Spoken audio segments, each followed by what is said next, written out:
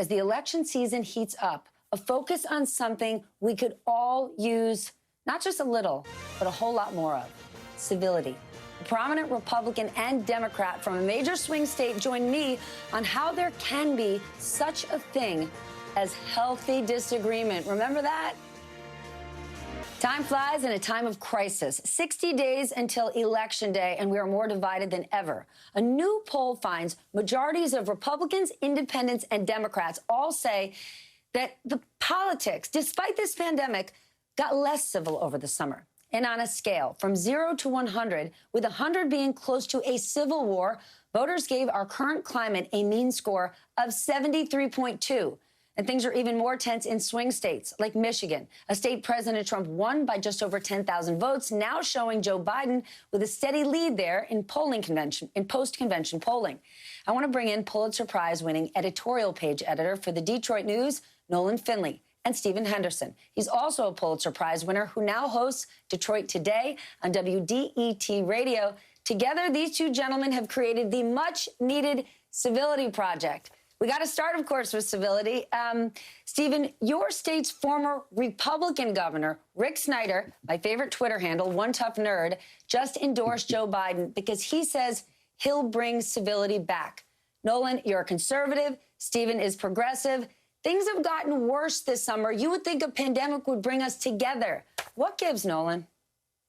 Well, first I want to say Stephen is the only Pulitzer Prize winner in this couple, so we congratulate him.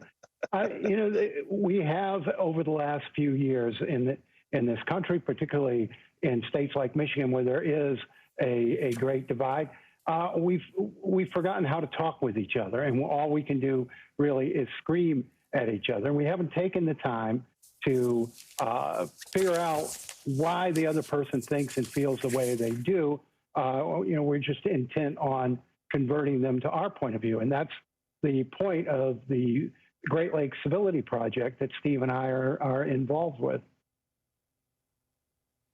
So, Stephen, what are you going to do? This state of the world that Nolan just laid out, yep, that's where we are. How are you going to solve it? So, I mean, we talk about a couple of different principles that we think help people relate to each other without being disagreeable. One of them is listening, really listening to each other, not just not talking and thinking about what am I going to say as soon as this other person is quiet again, but really listening to what they're saying, trying to identify with where they're coming from.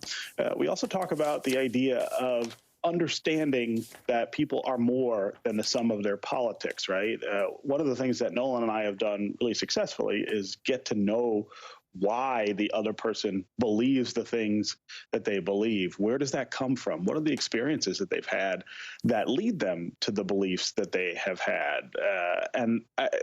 When you do it that way, I think it's a lot easier to avoid some of the antipathy that we see in the political arena right now.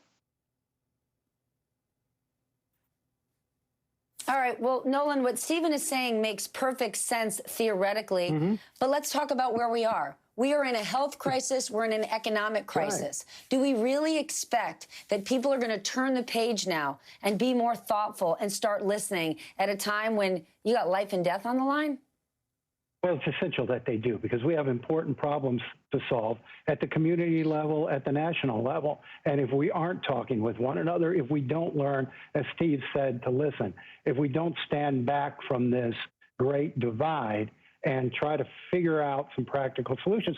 I mean, Steve and I aren't advocating that everybody has to agree. Everybody has to have the same opinion. We certainly don't. For a decade now, we have been fighting. We have been arguing. We have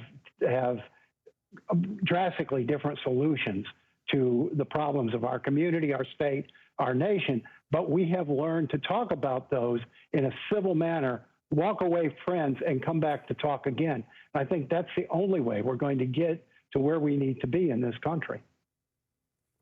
Yeah, but Stephen, can you do that at a time with so much disinformation out there? We can't have a discussion about whether we agree on something when there's not even a basic set of facts as a framework. Yeah, I mean, there's no question that that the environment right now is toxic for this kind of exchange, and that's why one of the things we really emphasize is that one-on-one interpersonal exchange, where you can block out some of what is going on around you, where you cannot have social media in your ear the whole time. Ratcheting up antipathy. What we're focusing on is the idea and the opportunity for people to interact with the people closest to them, people in their communities, people in their families, people at their jobs, and to actually focus on something other than what they disagree on as a way to get to a civil way to disagree. And like Nolan said, we're not shy about disagreeing. I mean, the two of us really get after each other, and there is often passion and there is sometimes anger. But you've got to have more than that in order to be able to continue the dialogue in a way that produces solutions. Well, I want to continue this dialogue with the two of you. Unfortunately, gentlemen, I am out of time. You both know how TV works, but I want you both to come back. I always welcome respectful, educated disagreements. Gentlemen, thank you. That wraps up this hour. I'm Stephanie Rule. Thanks for watching.